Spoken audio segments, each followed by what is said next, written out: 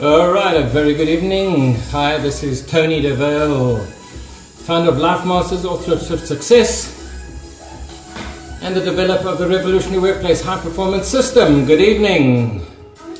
Welcome.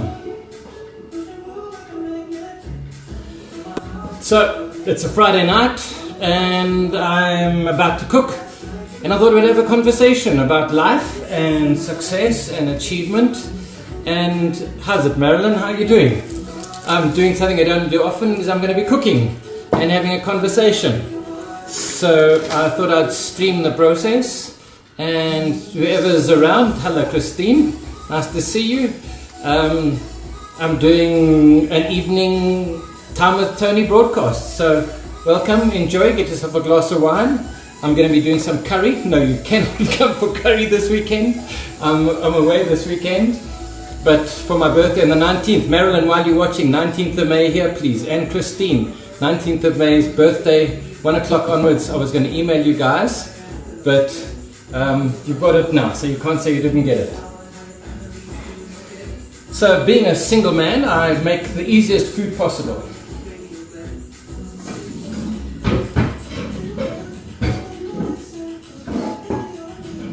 But you see, being a Boy Scout, we learn to do these things. So we cook once and we have 5 meals. And it's probably very similar with life. We need to do good preparation before the event. And I know both of the ladies that are watching here are very good at their preparation and organization. So please, this is how the Boy Scouts do it.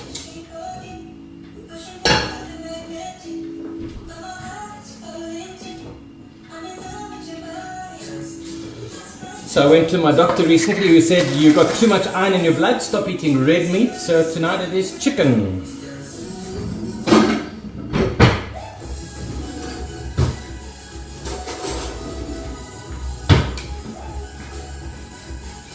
And because I need to make sure my health is good, we use coconut oil. And it's the same as anything in life. Are you putting decent stuff into your system? Are you putting decent stuff into your relationships? Are you looking after yourself? I was watching a video today where the woman talks about relationships and love and sex and passion and all of those things. And everybody talks about love. You know, either you're in love or not in love. And she says love doesn't hold the relationship together. You need to have that energy, that tension between two of you that goes beyond love. Love's the start of the process. But if you don't have a desire and a need and a want to be with the person, and an enjoyment to be with the person, you might as well have a friend. So for me, the interesting thing has been with working from home that I'm doing what I love, and I love what I do. But it's also important of who you're doing it with. Are you doing it with yourself, like me tonight? Are you doing it with people that you love to be with? Or you're doing it with people that you have to be with. So I know both the ladies there are married. So you have the have to be part of the process. But both of your men are really good men. Excuse me a moment.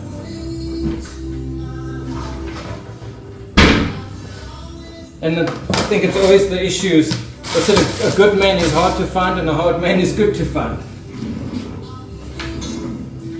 But based on my experience in the recent weeks of being out in the single dating world, good people are hard to find.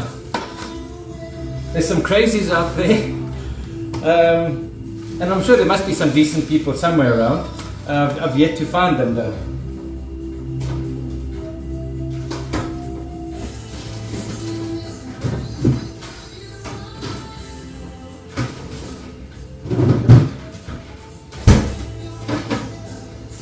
So I just went and bought some fruit for breakfast, because putting good stuff in is an important component of the process. You know, as we get older, you've got to look after your body, make sure that you're happy, healthy and strong. And if you're going to live to 100, how do you look after yourself that when you're 60, 70, 80, 90, that you're going to be doing okay? Marilyn's mother died at 101. Imagine that you're 101. What kind of condition is your body going to be in? And that's been a journey for me to discover that actually there are three important parts of life. Love and lust. If you don't have that, all the money in the world has no real value. Health. If you can't use your hands and your body and your mind and your heart, having all the money in the world and all the love in the world is a very secondary byproduct. And having love and health and no money is also a challenge. So we need to have all three of those. Otherwise, life's a stressful process. I was talking to a friend of mine, and Joanne, and she's in the corporate world, and she's under huge stress. But it's because she has to, she has to earn, she has to generate value. She's a single mom with a child. The child's I think 8. And so she's in a position where she has to work every single day. And I think that's what I've seen in my recent encounters with new friends, is there are a lot of single moms that are still got kids at home at 17, 18, 19. And children are expensive assets. So looking after yourself in the longer term is a pressurized situation. If you've got kids, I don't know, do they ever leave you? I know of situations with people that have forsaken their future financial situation to look after their adult children, which is, I think in the long term is going to bite them in the butt. But we all make choices and we all have our life to live. So you've got to let people do what they want to do. So here's my chicken. I'm not saying I am chicken.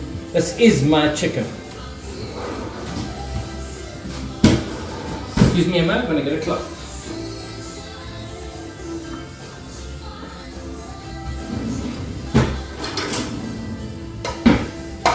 So one of the things that's been coming up for me around work is a lot of people are taking huge strain financially in the business world. I've been talking to a few guys that are in my business and guys that are in competitive situations. I have a friend who's a speaker who spends close to 100,000 rand a month to generate business, and it's not often that they're covering that. Hello Kerry, how are you doing? Oh, there. So, times are tough, which means we've got to change the way we're doing things. Same as me, when you're in a relationship, you rely on your partner to do things. The moment that model changes, you've got to step up and change what's happening in the world. So, a lot of us are involved in our own businesses, and I think I like the freedom of being in my own business, but it can be a lonely space. I was listening to one of my coaching broadcasts, and the guy was saying people in their own businesses or leaders have huge situations where they're alone and they can't discuss their pressures and their challenges.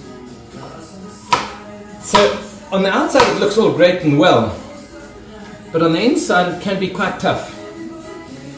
And not having a support environment, I think is one of the big challenges.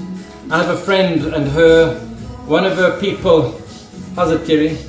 One of her cousin's mom died, and so she went down to Plettenberg Bay for the funeral. And then while she's down there, she got German measles, adult German measles. So she spent an extra 10 days down in Plettenberg Bay, highly contagious. But now she's back in Joburg, and she's having to find a way to support this young guy because his mom's gone and he doesn't have a whole big network of friends. So whether it's business or just friendship, friends are a fundamental, important component of a happy, healthy life. And I think that's where religion has some advantages, is because you have that network of people. And like for us with our fishing club, we have a family where we get together and there's positive support and encouragement and engagement. But I was reading some statistics in the world. Loneliness is up 3 times higher in the world than in the last 15 years. And if you look at the suicide rates for kids today, It's the highest it's ever been, and it's at crazy levels. You know, kids that are 12, 13, 14, 15, they haven't even seen life. They haven't experienced life, and they're checking out already. So while social media has some benefits, I think it can also be a bit of a problem in we put up the best. We always show the smiles. We're never showing the tears. And I think we're all human. We all have times when we're stressed and sad and lonely or frustrated. And because the world is showing everything perfect on Facebook and Instagram, we struggle to be able to be real and authentic for fear of being rejected or not being good enough. And I think in the long term, it's going to bite us in the bum. It's going to bite us really badly because we have so many connections, so many friends on Facebook. But where are they? They're miles away. And yeah, you can talk to people on Facebook. But for me, being a person whose love language is touch, my love language is touch. So, just speaking to somebody is a very, very pale comparison to be able to be with people and have the laughter and the interaction and the connection. For those that want to know, yes, it's health food. This is my healthy stuff.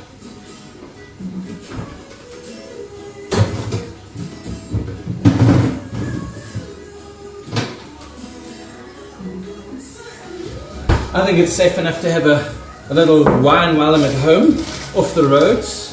I was driving in Randburg the other night, coming back from an event.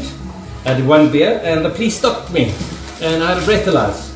So fortunately I was under the limit, but it was a very, very big wake-up call because his energy and the attitude of the policeman was really brutal. And if I, as a male, as a white pale male, been over the limit, I think I could have been in a bit of trouble there, but fortunately I behaved myself.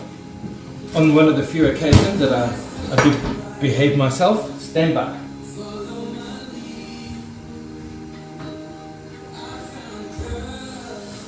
For the ladies that are watching, we have Ed Sheeran playing.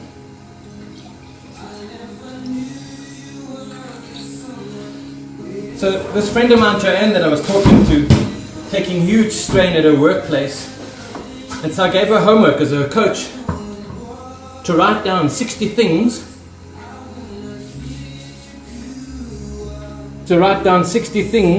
of what she could be more grateful for.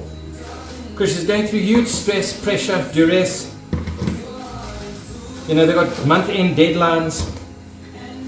And she had to work literally through the night, like 4, 5, 6 nights in a row. And so she's running herself ragged and not happy with the corporate space. But at least she's got a job, which is more than a lot of us can say.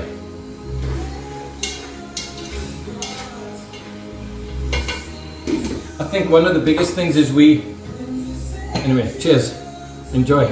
One of the biggest challenges we have as entrepreneurs is we don't own a business, we don't own a machine that runs without us, we own a job. And so every time the dragon comes to the door, or what's that movie, Feed Me Seymour, we're the ones that have to feed it. It's not that you've got a few hours a day spare and you can chill and relax, and if you're doing nothing, the money's coming in. None of us on this broadcast have got that kind of lifestyle yet. And I think that's the long-term ideal, is to create a machine that creates residual money.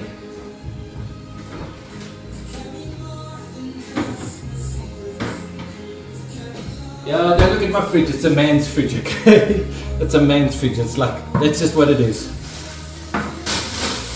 Those that know me, I'm function over form. As long as it works, it's clean and fresh, ta-la-la, I'm cool. But don't make me get all Lani, Shani stuff.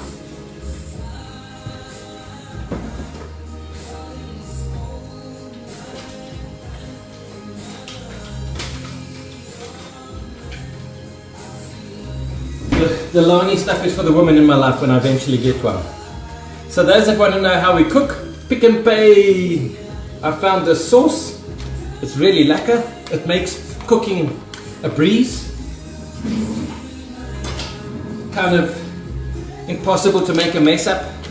And my apprentice that is living here, I have a black dude that is my apprentice. He works in a restaurant, but he loves my chicken. So I know what it feels like to be a parent and have kids that love and appreciate and value what you do for them. And I think that's an important component, is a lot of people feel unappreciated. So when last did you tell your significant other that you love, care, appreciate, or grateful for something? I don't have a card with me, but some of you guys know we do that rave. I respect, appreciate, value, and embrace you for something unique and specific.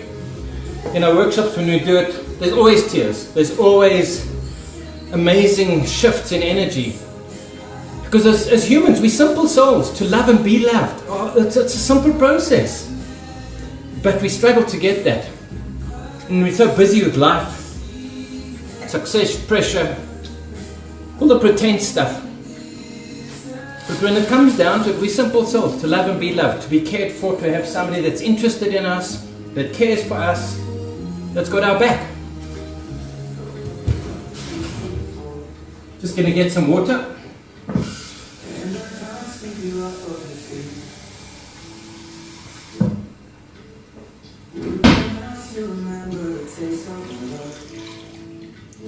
I don't know if this is right, because the writing on here is so small I can't read it. So I'm just going by memory.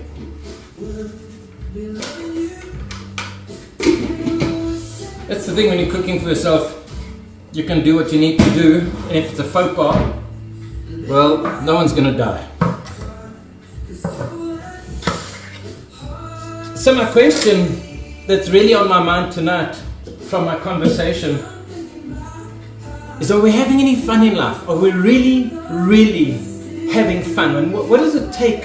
What's going to happen to shift back out of the drive, push, stress, to have fun? And I think for women it's a very different picture to men. I have friends that have been out of relationships for like 15 years or 12 years, and they get to a space where it's okay. They're like, this is it, comfort zone. Whereas I think men are a little bit different. We need some involvement, some interaction, some activity. We're not good on our own. We're good for slaying dragons and tigers and pushing and pulling and carrying and fishing and that kind of stuff. But we still need women. We need that love, that soft stuff in our life. Well, I do. I'm a man. I need the female part in my life.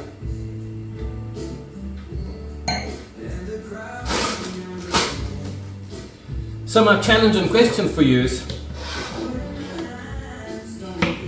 if you had your life over, what would you do differently? You know, I had a very special I had a very special friend in my life that I met when I was 19. And it was kind of a love at first sight process. But what I come to understand is, love doesn't get you everything done. There's a guy, Dan Penner. He's a brutal business guy. He's a billionaire. He's the $50 billion man. And he says it. If love got the job done, we'd all be wealthy and happy. But love's not the only deal in the process.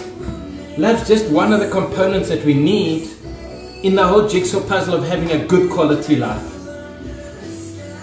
You know, for me, in all my research around near-death experiences and quality of life, trying to be a good soul and a light bringer on the planet, I keep asking myself, so what makes a good life?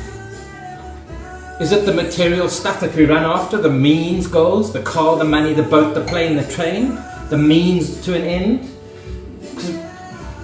When I used to work for executive cars when I was 20, 21, the guys used to come in and in those days a Porsche was 66,000 Rand. I mean, can you believe it? A full brand new Porsche was 66,000 Rand. And they'd buy the stuff But I never saw real happiness in their life. They're always looking for the next drug, the next hit, the next acquisition, the next means. And very few of them, even today when I connect with some of them and I look at their life and I watch what they did, it was a very transactional, money fills the whole kind of life. And I think Tim's what, 80 something? Tim's had an incredible life, and she's probably one of my earth angels that's been an incredible part of bringing love and light to my life. How's it, Tess? How are we doing? Cheers. And so, the means to the ends is one thing, and there's excitement in pushing for the goals and for the money and the achievement and the accolades and the rah. But I from my youth, when I was at Executive Cars, I wanted a Mercedes, or I wanted the Lani car.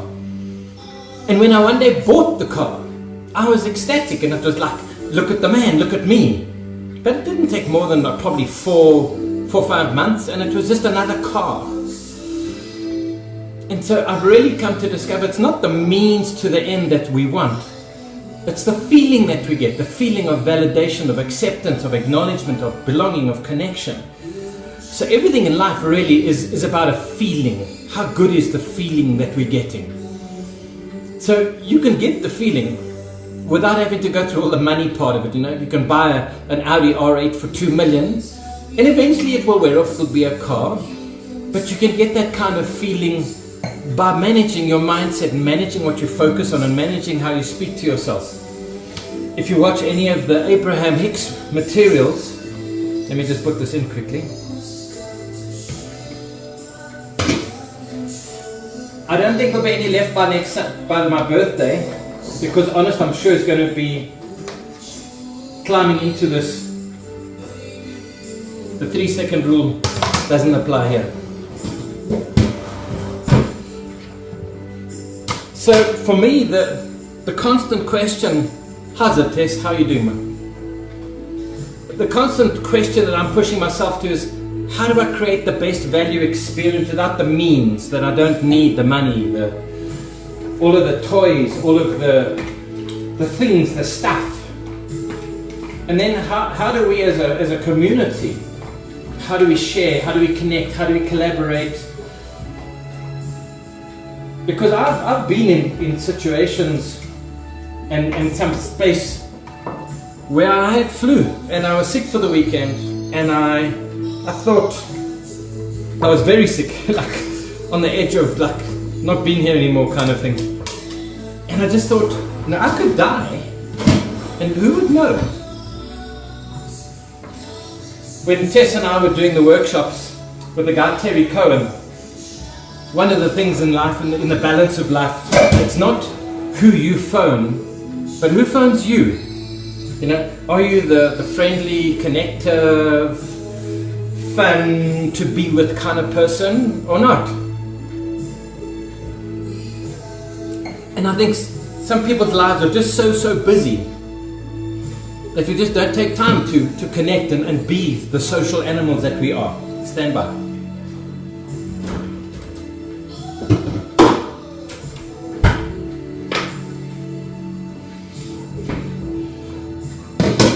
So one of the things, I have a friend, Joss and Judy, they came and stayed with me, and I've known them for probably 30 years or so, probably even more than 30 years.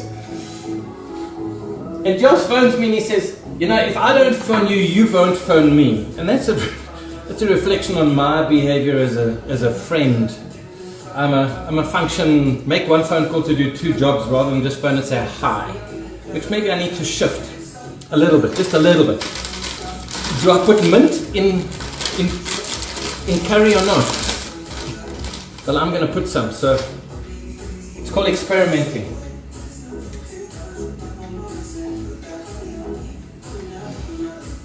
So back to the original thoughts, my reason for having this conversation tonight is,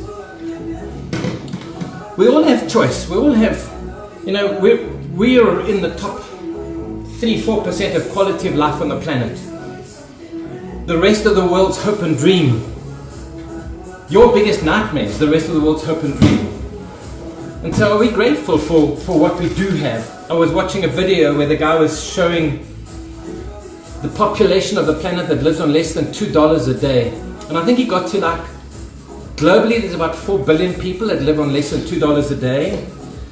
And so they're trying to force America to take 1 million or 2 million immigrants a year to eradicate poverty.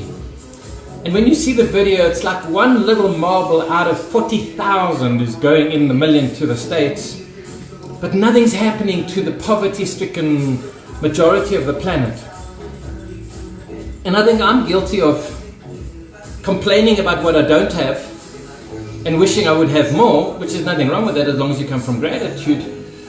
But we are blessed. We are very, very blessed to have done, I'm blessed to have done the things that I have done, and to be where I am. You know, I have people that I'm talking to that there's always more month left at the end of the money. I have summonses arriving for 1 or 2 people that I know for 1,000 rand on their phone bills.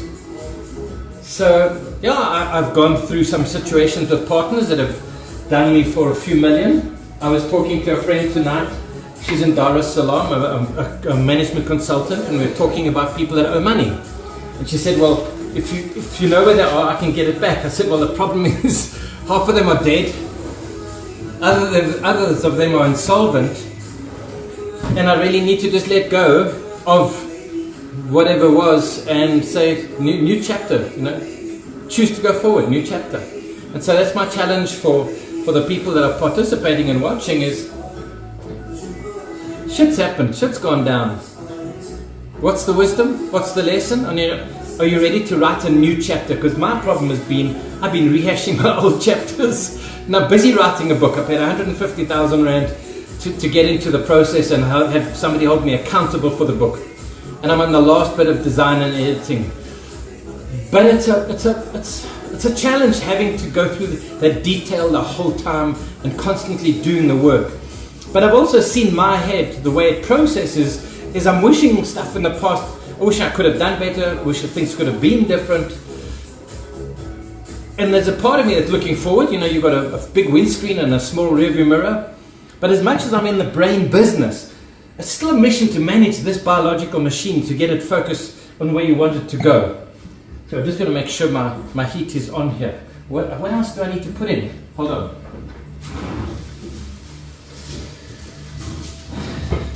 Nice red onion might go down well. So for me, the stop and think part of the process is, what do I really, really, really, really want as I turn.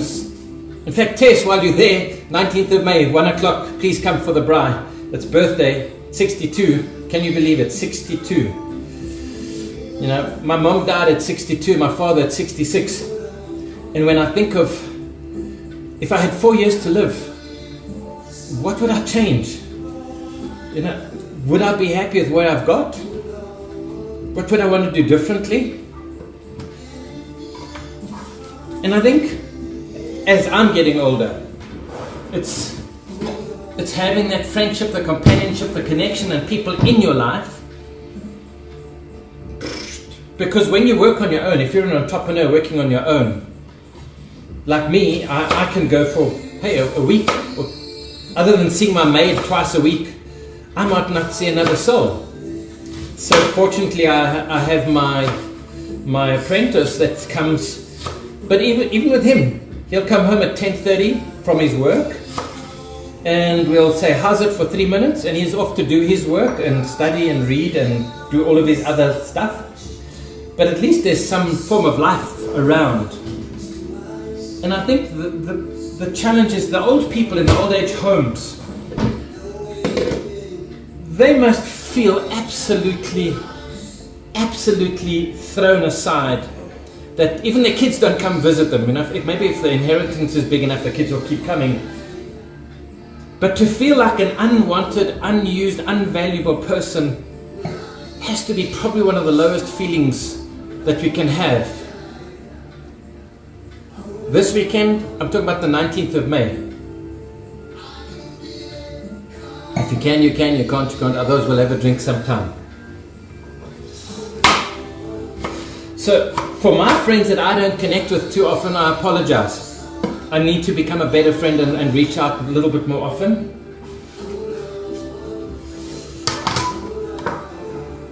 But focus has been quite hectically on business. Sure, how do I get rid of all of these messages coming through? So the final push for this part of the conversation while I'm cooking is we have a lot to be grateful for. And I'm grateful for the friends that I've had, like Tess and Tim and Marilyn, and sure, I've been blessed. I've been blessed to have friends for 30 years. I was at my friend Viv Brown on the weekend. Viv and I have been friends for like 38 years. I've watched these children grow up, and now his daughter's come back from Ireland with a new baby. And I think there's something really, really special about a deep friendship, that you may not talk every day, but you know if you're under pressure and under duress, you can put out a call and say help. And I've had that. I've been stranded in Mozambique. The car broke down. It didn't have much cell phone signal. And I thought, who do I phone? Who do I know that will absolutely pull my ass out of the fire? And fortunately, I was able to get hold of Marilyn, and they were able to help us. But who in your life can you absolutely, if you were in dire straits, you're in prison in Mozambique, for example, and you had one call to make, and you knew they would get your ass out of the fire. And I like to believe I'm one of those friends. I've been put to the test once or twice, I think. But as times get tougher, I think we need to be able to connect and talk. All the Gallup research in the world shows that people that have a best friend at work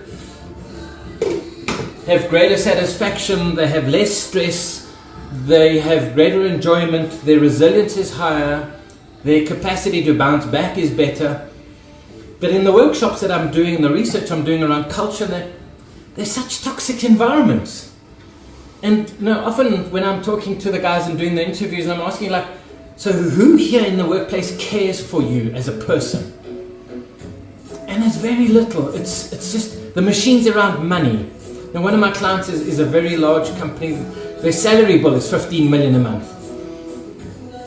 But the only thing that matters is the numbers. And it's just such a cold, callous, high pressure, no one gives a shit about your environment.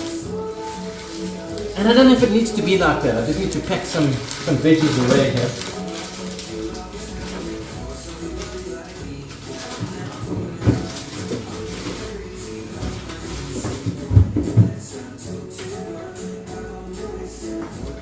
So I've decided for this part of the year, with my revolutionary workplace stuff, which I talk about, soul surgery, is putting soul back into business. And the challenge is, as we come to what we call the fourth industrial revolution, or these tough times, is there is a big push around the money component of a business. Sorry, just recycling.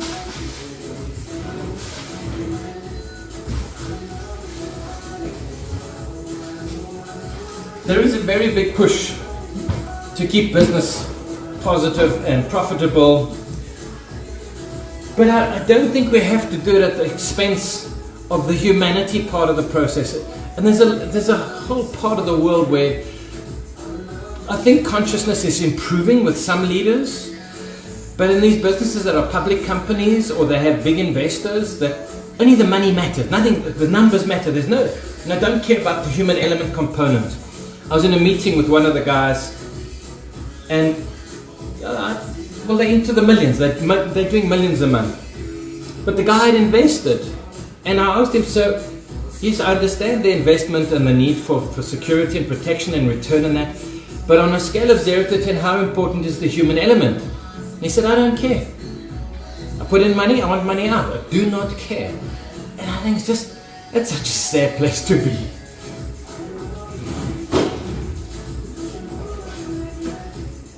I like to think we're a little bit more conscious in the world. I was doing some crown meditation the other day, and he was saying, we don't have to do anything to be worthy and valuable. It's just about being the anchor, bringing the energy, bringing the consciousness, bringing the light. But for some people it's tough.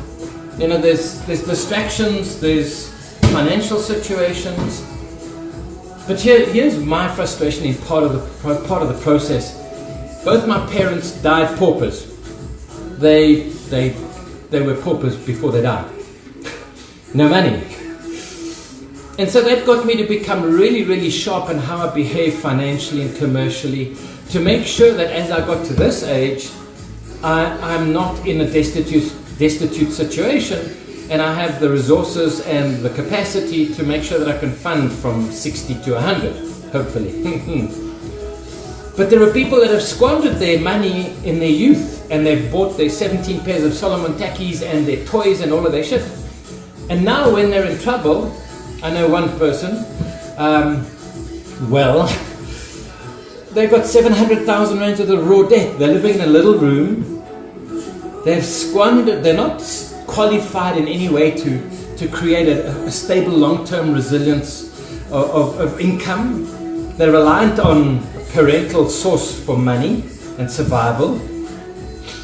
And I just think it's crazy. Now, I was with a new friend of mine and we were talking about the role and function of a father or a parent in the workshop, a parent in life. And for me, the mother component of the process is the soft, gentle and kind. But as a dad, as a father figure, as a father role model, it is your obligation and duty to prepare your kids to go out into the world and to face the dragons and to thrive successfully. And if you don't do that as a parent, if you create a dependent, a financially dependent, an emotionally dependent child, as one of my experiences, the person's 38 and still a dependent with a wife and child. And I just think the cause of that is lack of a good father figure in the family structure. But even in a business, I think it is incumbent upon the leadership and the management to teach the people how to be intelligent, financially astute, to be emotionally astute, to be team astute. Pressure's only getting bigger. The world's only getting more complex. But I just don't see the people being prepared to thrive in that complex environment. And that's a huge part of my frustration is I don't think we're focusing on meaningful stuff at all. And I think in the longer term we're going to pay the price, and the people are going to pay the price. Research from 20 years ago showed that people by the time they are 65, less than 5% are financially secure. And the other 95% will have to rely on family, friends, or they're going to eat dog food. And when I was a Boy Scout, a long time ago, I'm talking 45, 48 years, we used to take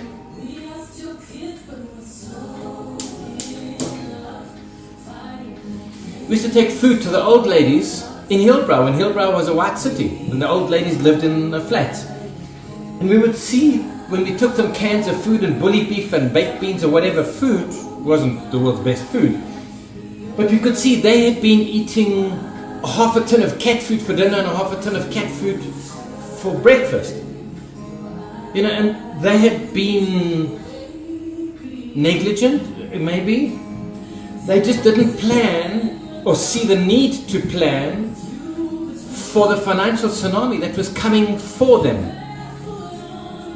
And for me, I just see that right now there's 1 billion people in Africa. By 2055 there will be 2 billion people. Today our European population in South Africa is about 7.9%.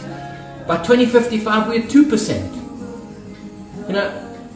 Unless we wake up and shake up now, it's like a tanker. You don't get a tanker moving at 100 miles an hour from 0 to 100. It takes a while. Same with business, same with generating cash flow. It takes a while. It needs focus, it needs persistence, it needs determination, it needs resourcefulness. But if you don't start it now, when you see the tsunami coming, it's too late. That's way too late. Put on some goggles, put on some flippers, and pray. But I see people going to a tsunami with a toothpick. You know, I fish with my jet ski, and I think, well, if I saw it coming, I'd try and make a plan, and that. You got to be ready before. And I'm only really getting the sense and the depth of the importance of that now, at my age, and I'm like 62, when I'm saying, what happens if I can't work? You know, I had a situation with my hands that I couldn't even open a bottle. I couldn't open the milk. I was using pliers to open the milk. I thought I was being poisoned, but that's another story. But I got to realize we take so much for granted. You literally put on some gloves for a day. You may not use your hands. Try that. You may not use your hands for a day and see what happens to you. One of my fishing buddies crashed his boat, broke both wrists, and he had his hands in plaster for 3 months while his wrists and the arms healed. His wife had to do everything for him. I mean, everything for him. And I was thinking, you know, as a single person, who would do it for me? Who's going to brush my teeth? Who's going to wipe my bum? Who's going to hold while I go to the loo? So we take so much for granted from a point of view of health, from the point of view of resources that we have. But I don't think we really worry enough, or not worry enough, or prepared enough for the stuff that's coming at us in the future. So my goal with this time with Tony is just to get you thinking. Think about things you could be grateful for.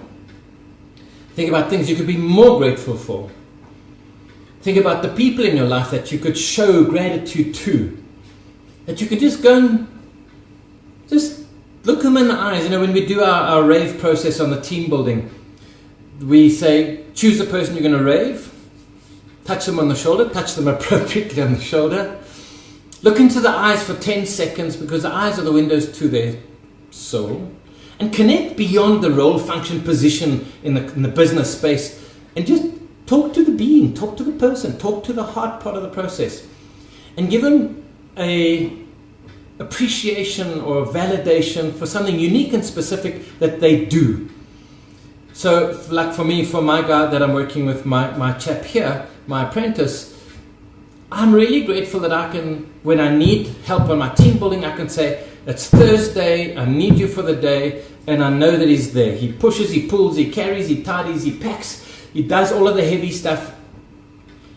Plus he's astute, plus he's a student, plus he learns, plus he's probably going to become a black version of me with the knowledge, skill, and ability. But I know I can close my eyes and fall, and he will be there to do what it does. And we're doing a workshop, and I used him as the example, and I said, you know, I respect, appreciate, value, and embrace you for the dependability and the value that you bring to my life. And I had huge emotion come up for me. And he sent me a little SMS, WhatsApp, and he said, you treat me like you would treat your own child. And the challenge is that I think we have incredible value in our friendships, in our relationships, in our associations.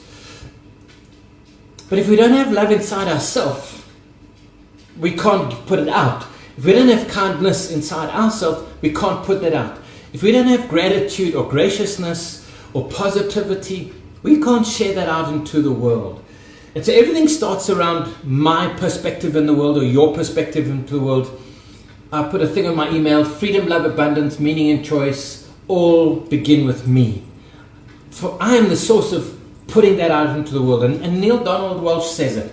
If you want love, be the source of it. If you want gratitude and grace, be the source of it. If you want peace and joy, be the source of it. If you want fun, be the source of it. We are so often in the situation of, I'm waiting for one day when I'm happy, one day when I get the money, one day when I get married. Oh, yeah, I did. I'm just trying to remember if I put the chicken in or not, but I did. What else do I need to put in this curry? I think I must have put a bit more curry powder. I have a range of curry powder somewhere over the rainbow. Turmeric is a good thing to have. in curry as well. It's healthy. It's good for anti-swelling. Let me just find my other curry powder.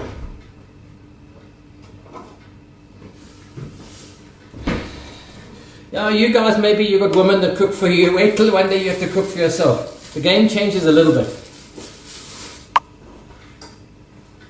But being a Boy Scout, I'm used to cooking, so I remember when my mom and dad got married, there was a story that my mom could burn water. She couldn't even boil an egg. So my dad had to help her learn how to cook. But obviously I've done okay. My mom was able to cook enough for us.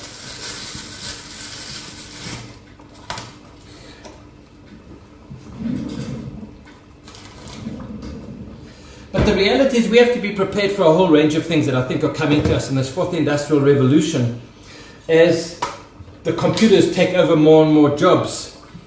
I've even seen, we can 3D print bits of metal and rubber. We're going to be 3D printing food. There's already automated machines that do burgers like McDonald's and that. There's already computer technology that's faster, sharper, more relevant, more up to date in legal, in medical, in marketing, and soon to be in accounting. And so, as a business owner, if your main mission is to make more money, that's a big problem for your staff.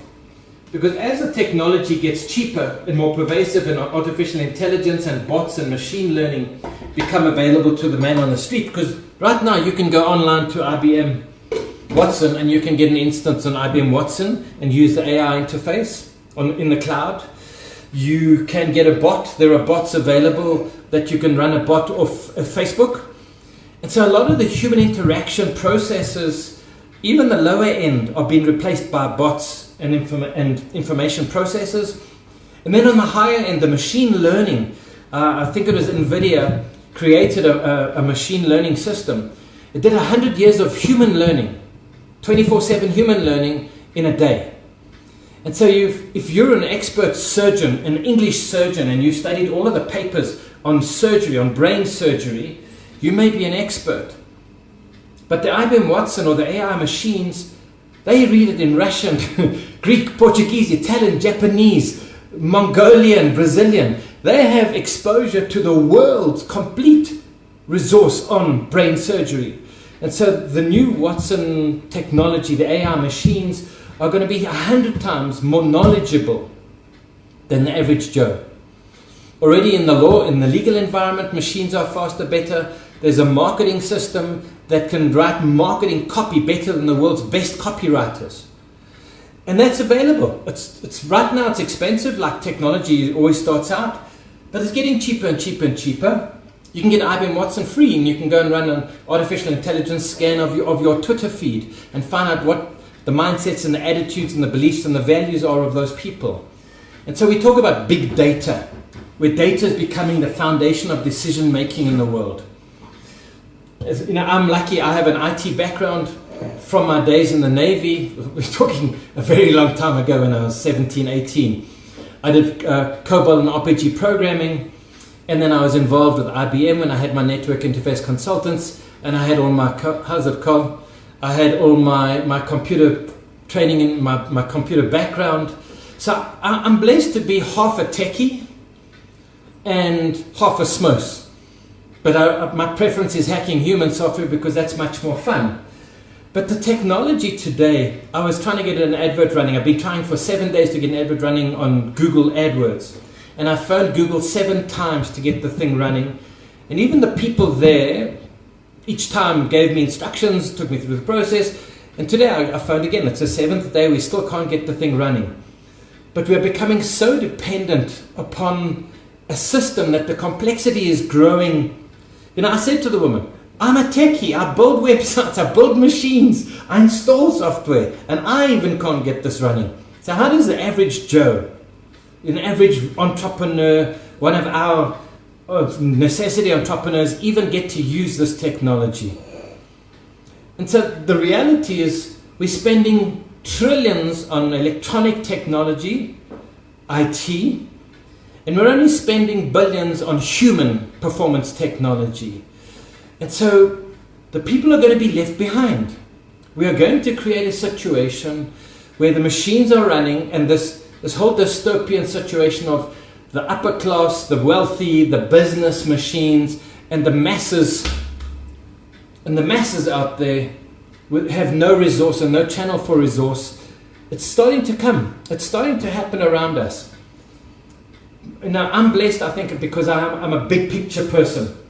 I look at the world from a very high level point of view. I don't have children. I always joke, I don't have children. The world is my children. I've had stepchildren that have been wonderful and a good experience for me. But we are coming into an environment. You know, when I was 2021, a new Porsche was 66,000 Rand. A Ferrari was 73,000 Rand. Today, those cars, that's 2 million. My first house was 160,000 Rand. Today, I mean, like you went to 3-4 million for a home. Your entry level for a house is 1-point-something million average. And most of the kids can't even afford that today. Today, when you buy a car, it's got a residual. You put a deposit and you pay a monstrous monthly fee. And then there's a 50% residual model on the process. So you're getting to a point where you can't even afford to buy a house or buy a car. You're renting on an ongoing basis. I was watching a program on American property. And with the crash in 2008, people crashed. And so for the guys that had money that could buy the properties, everybody that used to own a house now had to rent a house. And the problem is, because there's so many people looking to rent, the prices go up and up and up. And it's this never-ending pressure of increasing costs. The costs just get higher. The rents just get higher. The cost of buying everything gets higher. You look at our fuel price. We're in an environment where the government is no longer on our side. I was watching a program today where even on Facebook and on Google, Big Brother is starting to say, we don't want voices of dissension. We want to block this out. You look at what's happening in Venezuela. Look what's happened through our process. Look what happened in Zimbabwe. So you're getting this Big Brother controlling process where the little man, because we are so divided, the strategic thing, divide and conquer, because we are so divided, one of us or two of us or three of us are never going to be able to go up against the machine. And so I'm like watching Donald Trump. He's trying to drain the swamp. You look at what the Clintons did and Barack and the things, and there are videos about the stuff that they really did, not the media, the polished media that's on their side, but they're exposing the stuff that they really, really did. And that's been blocked by YouTube and Google and Facebook. And unfortunately, I think the world is going to come to a point slowly, it's the boiled frog. Colin will know the boiled frog. If you put a frog in cold water and heat it slowly, it will be reasonable like us. We're reasonable with life, we're reasonable with the pressure, we're reasonable with the stealing and the corruption. We're being reasonable. The problem is one day you will boil. And it's the same as like getting into a hot bath. If you get into a bath and you put on the hot water and eventually it's hot, that nice hot bath. But eventually you become accustomed to that heat and you can put up more and more heat. When I was in the Navy, I was cooking. I was radar, but I got myself a job helping the petty officers get food. So I ate really well on the ship. But eventually I could put my hands into almost boiling water because I became accustomed to that. And the reality is, if you put your hand into boiling water, it would be such a pain, you'd pull it out and it'd say, whoa, stop. And I think we're the same. I saw somewhere one of the political commentators is, we're going to make the change and take everything away from them slowly, but they won't see what's been done until it's too late. And that's my frustration, is I see the big picture. Everybody's worrying about who won the rugby, or I don't know, what happened, what's the score here, or the latest clothing. The tsunami is coming. The tsunami is coming, people. And no one's ready for it. I watch the preppers in America. They do these guys that are prepping just in case. And whilst I think some of them are extreme, I think it's astute. And I'm a Boy Scout, be prepared. Always be prepared. So, how's it, Lindy? And so for me, the be prepared component, I don't know if you'll be able to see, but I have a month's worth of food here. So literally, I have 100,000 liters of water and I have a month's worth of food. At the worst case, I can survive for a month. What would happen, because mayhem can start quickly, what would happen if electricity went down today? I just spent 20 grand on two more UPSs for all my stuff and my fridges and things like that, because I think after the elections, I think the game's going to change quite dramatically. But if electricity went off and there was no petrol and no electricity for a week, what do you think is going to happen? Well, just look at Venezuela, look at America, look how quickly the machine crumbled. And so people say, but why are you being silly now? So here's my question. Do you pay insurance on your car, on your house, on your life, on your medical aid? People pay. Try this quickly. Take your total insurance cost. So if you're on Discovery, the top it's 5.5 grand, plus it's probably $1 grand a month for house insurance, plus 2 or 3 grand for contents, plus a car. So take a figure of 10 grand a month for insurance. Double whatever yours is, take that figure and double it. So if mine's 10 grand a month, mine becomes 20. And add 2 zeros onto the 20,000. That becomes what? 20,000, it becomes 2 million. So in 10 years, I will have put down 2 million on insurance. At the end of 10 years, what will I have in my hand? Not much. So it's like playing not to lose. You're protecting your goals. If you played soccer and you only stayed in your goals playing not to lose, you can never win.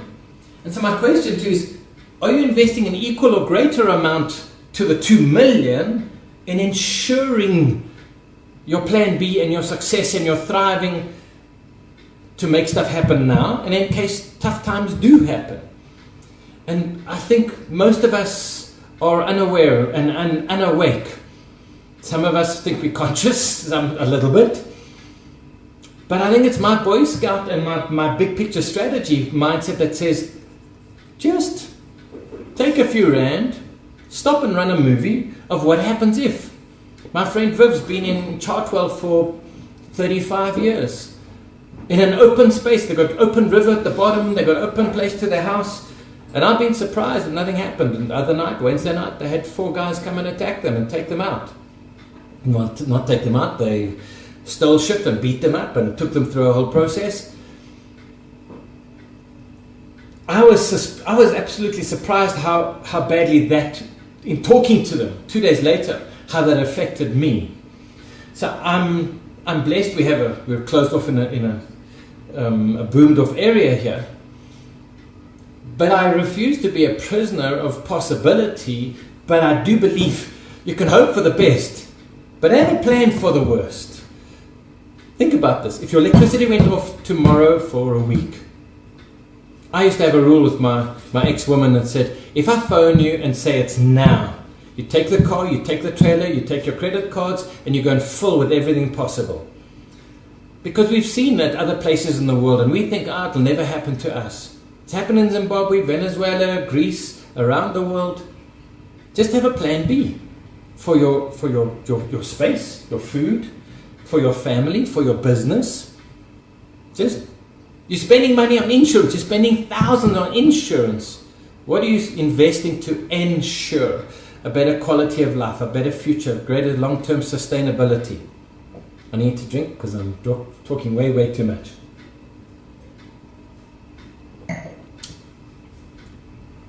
But I believe we're really blessed. I mean, everybody that's watching this, we're blessed. We're in the top 2-3% of quality of life on the planet. We have choice, we have food, we have clothing, we have shelter, we have hot and cold running water, we've got lights, we've got computers, we've got internet, we've got food, we've got cars, we've got opportunity, we've got health. We're opportunity entrepreneurs. But there's a huge amount of people that are necessity entrepreneurs or just nothing. I was reading, I think the BBC put out a report about employment levels from 1994 to now. And somebody challenged them on the levels and the statistics, and they used Stats SA to get the real statistics.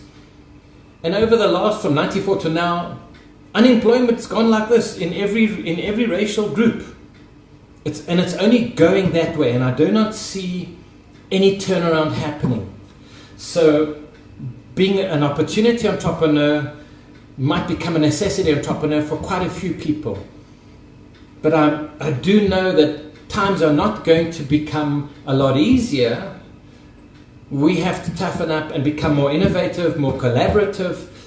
And I think that's also one of the things that I found quite interesting, is everybody talks about team building and improving workplace performance. And so, we talk about it and we go and do fun jumping castles and escape rooms, but there's not a lot of work done where we collaborate better. And I think we really need to, as communities, we need to create that situation where we connect and communicate and collaborate. And hey, I'm the worst. I've got neighbors here. Okay, I'm fighting with my neighbors on this side because they're at church 4 nights a week and they've got drumming and weekends, and I've got drumming and singing and clapping and cars all over the place. My neighbors on that direct back corner, I only spoke to them when they nearly burnt down my lapa. The guys at the back, we've spoken once or twice, and it's been about his kid throwing stompies and lit cigarettes into my lapa, where I started threatening him for burning my shit down. The guys on that corner, he's an arms dealer, and he's not a guy that you really want to tangle with. The guys on this side is an Indian lady. They're never there. Their alarm goes off. The people across the road, I might wave at them once a month. And so I'm an environment. In my entire road, there's nobody that I talk to. It's crazy. It's absolutely crazy. And I think if we are going to survive and get to thriving, we have to find ways to work together better. We have to find ways to prepare ourselves for the fourth industrial revolution. Because the people that run the machine, the people that make the money, their heart is not in the human element. I'm going to build a business to give people a place to learn and grow and become wealthy. Most of their hearts are in more money for me. Just more money for me. I don't care. Cut costs, reduce costs. And people in the corporate world. This friend of mine that I was talking to this evening, she's under huge pressure. She's under huge duress. One of my other coaching clients, she works for Standard Bank. She's a young lady, single mom with a kid. There's like 3 or 4 nights a week, a month, she sleeps over at the bank because she has deadlines and pressures to do. And I'm thinking like, wow, is this the world we're creating? Is this the world we want to have? Is this the world we want to leave our children? And even there is the big thing. We're starting to get into a thing called the circular economy. This curry is going to be very nice. We're getting into the thing called a circular economy, where we have to find ways to create a sustainable process going forward, because we're destroying the ozone, we're destroying the oxygen levels, we're destroying the ocean, we're destroying the forests. If everybody that was using natural resources paid the full value of that, they wouldn't be in profit. So the problem is we ignore what they're doing to us, for us, because we want the phone and we want the deluxe luxury. But what are we leaving for our children? Think about this. Before the Industrial Revolution, oxygen levels in the planet were 33%. Today, 19. Some places 17. So there's a trend. At 7 or 8%, we die. So, my battery power is going down. So, we need to become a bit more conscious in the way we're utilizing resources. I worked with a lady, she has a business that makes shoes and stuff out of rubber and foam and plastic. They have 100% utilization of resources. They have zero waste.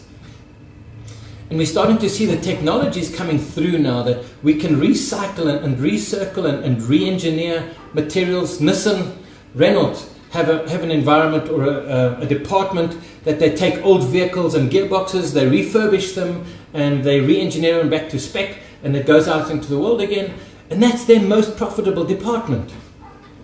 But it's taking a while for that to happen. And I'm trying to think of the lady, she went around the world in this huge yacht, like a 60-foot yacht, this tiny little woman. She broke the world record. And she said only outside there did she realize that you can't just go to the shop and get a new battery or go and get some more water. You have to plan for these resources. And if you're not thinking about that, we're going to wake up one day and it's going to be like, oops. Because I think our challenge is we're putting our hope and our trust in an institution and a government and a system and a process that doesn't actually care. Plus, they don't have the competence. Plus, they don't have the consciousness, nor the commitment, other than pulling money out of the machine and out of the system. And so, if you are going to have a better, brighter future, we have to start to work together. We have to communicate, we have to collaborate, we have to use technology, but we have to find a way to take more control of our destiny.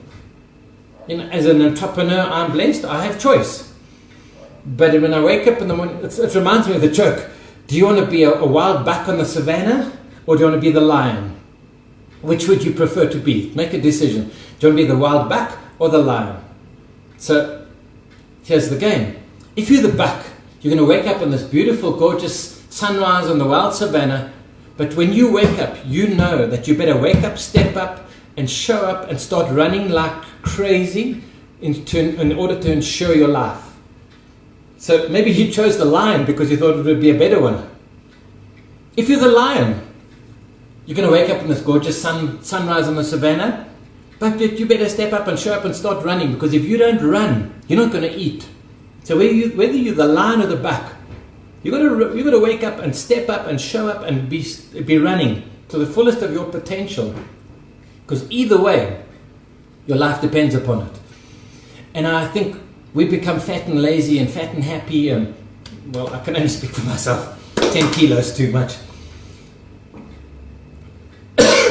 It's only when we get punched in the face that we realize, hold on a second, that plan that I had has gone to hell.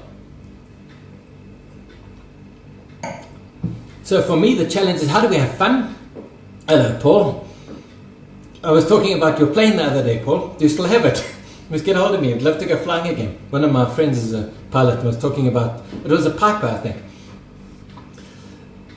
Oh, lost my train of thought. Yeah. Curry smells good. So, you know, I'm thinking as my friend Paul's here.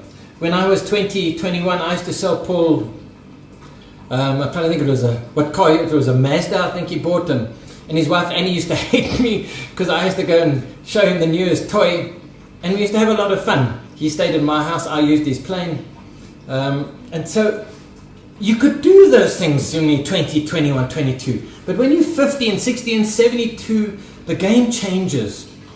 And for me, the question is, how do we have fun? How do we be resourceful, and how do we ensure a brighter, better future for all of us together? Because my friend Viv was saying, you know, we can build higher walls and put up electric fences. But when 1 million or 5 million people start coming at you, your wall and your fence is going to have no value. And as much as I'm not into politics, I'm a strategist. And I look at it and I say, let's have a look.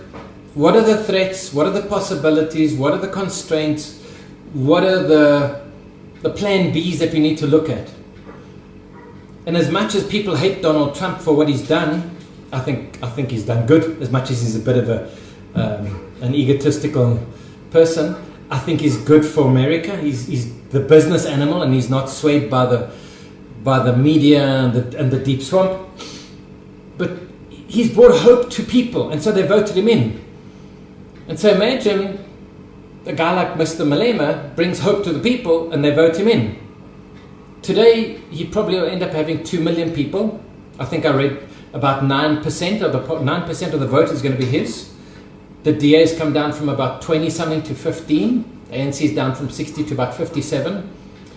And so strategically, stuff can happen very, very quickly. that we may have no control over, no plan B, and no resources. A friend of mine moved to Australia, and I think her application cost her 250,000 rand. And that was with her son being in Australia. So if you have a business, if you have a machine that makes money and supports people, you need to make sure it's doing its best that it can. It's to sit and cruise and relax. Yeah, hey, I'm easy. I'm quite blessed. I get up late and I work at home. I don't have the traffic. But I do need to take my machine and my opportunity and optimize it to its fullest potential. And so that, I think, as I want to start getting to the end of it, is you need to use your fullest potential to be resourceful, to build the health, to build the wealth, to build the happiness part of the process. Happiness for me comes more from the experiences and the value adding when I do the team building than having a grand or two in my hand when I think, okay, so now what do I really, really want to go and get? And I think it's the means to get the end's goal. But it can't be the means to get the end's goal just for me. I'm part of the process, and I'm looking to explore ways to how do we get more people onto the bus of self-sustainability, of viability, of growing and of learning, because we cannot keep on creating a wider and wider divide with higher and higher walls. Strategically, it's very easy to see the consequence of that behavior. So if you have ideas, and we can collaborate, and we can communicate, and we can make our world and country a better place, I'm a yes man. As long as it's fair, it's win-win, and we're making a positive difference, I'm a yes. I'd love to find ways to collaborate with people. I'm hoping Megan is going to bring her marketing wizardry and get us some more exposure. I'm a really good sales boy, but I'm a very cuck marketing person as I'm learning. But together, I think we can create an incredible vision, an incredible future. But it has to be all. It can't be some as it has been, because I don't think it's a viable solution. So my intention for this time with Tony is just to build more awareness, more consciousness, more potential, more capacity. Because just one decision, one choice, one action, one network, one new possibility, we can transform the destiny of our individual potential and of our community potential and our business and our country. And for me, it's time. The time has come. I see the tsunami on the edge of the ocean there. I think you can see the horizon about 30 or 40 kilometers away. And I see the waves. When I'm out on my jet ski, you're very low in the water. But you start to see the ripples far out, then you know it's time to go, because the wind is coming, the waves are coming, you don't want to be caught there. Some of us are lucky enough that if shit had to happen, we could pick up and go. For me, the interesting thing is my brother Dennis is in Australia. We haven't spoken for 18 years. We hadn't communicated or connected for 18 years. This is going to be a mess. And I was out with a friend, we were talking about plan Bs. And I said, I've got a brother, but he's in Australia, he doesn't give a shit about me, I haven't spoken to him, so I wouldn't even, if shit happened, I wouldn't even go there, I wouldn't even ask him. And that was at 2 o'clock. That night at 5:30, I'm sitting here in the lounge, and my phone goes, and I see on my phone it says Dennis. I'm thinking, Dennis who? I don't know a Dennis here in South Africa. And lo and behold, it was my brother Dennis from Australia. And he said, it's 12:30 or 1 o'clock here in Australia. I've been having a few beers with my friends, and he said, I've been wondering why we don't talk.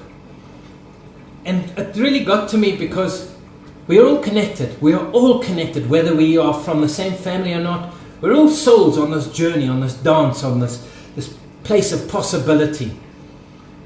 But are we using our possibility?